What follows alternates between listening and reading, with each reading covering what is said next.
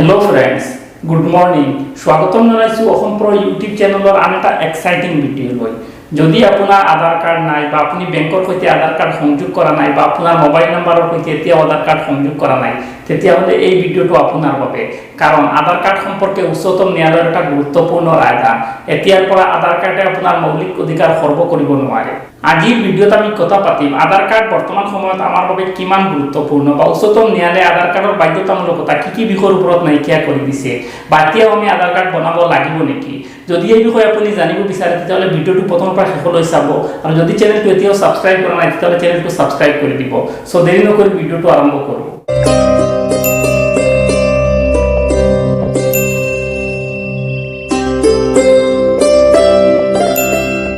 এনেকুৱা এটা সময় আছিল সকলো কামৰ বাবে ভাৰত চৰকাৰে আধাৰ কাৰ্ড বাধ্যতামূলক কৰি দিছিল যেনে ধৰি লওক মোবাইল নম্বৰৰ সৈতে আধাৰ কাৰ্ড সংযোগ কৰা বাধ্যতামূলক আছিল বা বেংক একাউণ্টৰ সৈতে আধাৰ কাৰ্ড সংযোগ কৰা বাধ্যতামূলক আছিল আৰু ইয়াৰ লগে লগে মানুহৰ মাজত এটা হাহাকাৰৰ সৃষ্টি হৈছিল কাৰণ আমাৰ দেশত এতিয়া বহুতো মানুহৰ আধাৰ কাৰ্ড নাই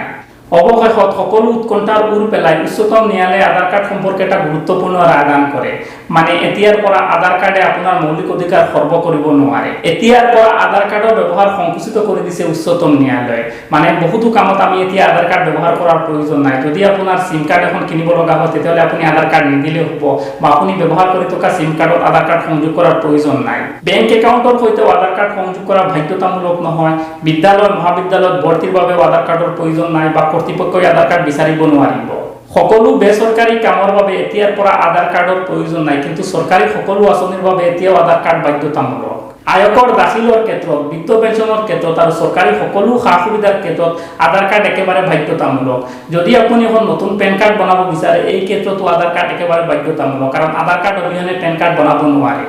এতিয়াৰ পৰা যিকোনো বেংকে যিকোনো মানুহৰ পৰা আধাৰ কাৰ্ড বিচাৰিব নোৱাৰে যদি কোনো বেংকে এনেকুৱা কৰে তেতিয়াহলে এইটো অসাংবিধানিক হ'ব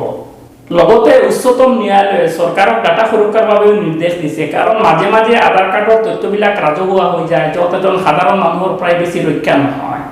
এতিয়া প্ৰশ্ন হ'ল উচ্চতম ন্যায়ালয়ৰ নিৰ্দেশৰ পিছত আমাৰ বাবে আধাৰ কাৰ্ড এখন বনোৱাৰ প্ৰয়োজন আছে নে নাই মোৰ হিচাপত আধাৰ কাৰ্ড এখন বনোৱাৰ প্ৰয়োজন সকলো মানুহৰ আছে কাৰণ এতিয়াও চৰকাৰী সকলো লাভ লোৱাৰ বাবে বা চৰকাৰী সকলো সা-সুবিধাৰ বাবে আধাৰ কাৰ্ডৰ প্ৰয়োজন আছে আধাৰ কাৰ্ড অবিহনে চৰকাৰী কোনো কাম আমি কৰিব নোৱাৰো গতিকে আধাৰ কাৰ্ড এখন বনাওক কিন্তু ইমান সোনকালে বনোৱাৰ দৰকাৰ নাই লাহে লাহে বনাওক যেতিয়া সময়ত আধাৰ কাৰ্ডৰ কাম আৰম্ভ হ'ব তেতিয়া বনাওক কিন্তু আধাৰ কাৰ্ড এখন বনাব এতিয়া আপুনি কমেন্ট কৰি আমাক জনাওক আপোনাৰ আধাৰ কাৰ্ড প্ৰথমৰ পৰাই আছে নে নাই এতিয়া আপুনি আধাৰ কাৰ্ড বনোৱা নাই বা কেতিয়া বনাম বুলি ভাবি আছে যদি ভিডিওটো চাই আপোনাৰ ভাল লাগে তেতিয়াহলে লাইক কৰিব যদি মোক কিবা ক'ব বিচাৰে তেতিয়াহলে কমেন্ট কৰিব যদি এতিয়াও চেনেলটো সাবস্ক্ৰাইব কৰা নাই তেতিয়াহলে চেনেলটো সাবস্ক্ৰাইব কৰি দিব ভিডিওটো চোৱাৰ বাবে ধন্যবাদ আপুনি হাঁহি থাকক ধেমালি কৰি থাকক কাৰণ জীৱনটো অকল দুদিনীয়া আৰু কৈ থাকক জয় আই অসম